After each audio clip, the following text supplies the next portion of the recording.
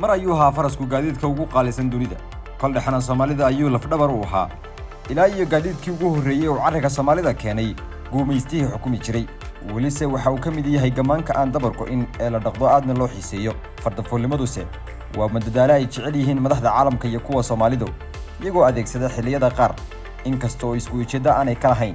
madaxda caanka ku ah waxaa ka mid ah Vladimir Putin oo ka arrimiya Ruushka iyo Kim Jong oo hogaamiya Kooriyada Waqooyi Putin waxa uu ka mid yahay madaxda caanka ku ah fardafoolimada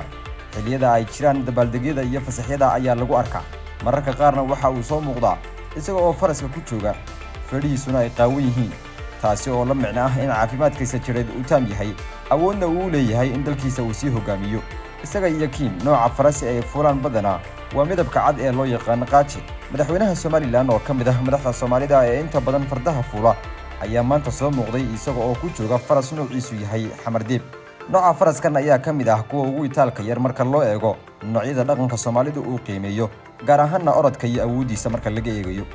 sawirro laga qaaday isaga oo faraska ku jooga iyo muuqaal sekena soconaya oo muujinaya faraska madaxweynaha oo kadlaynaya ayaa baraha bulshada si weyn loogu faafiyay waa markii ugu horeysay ee madaxweyne Muuse uu soo muuqdo tan iyo maalintii 13 November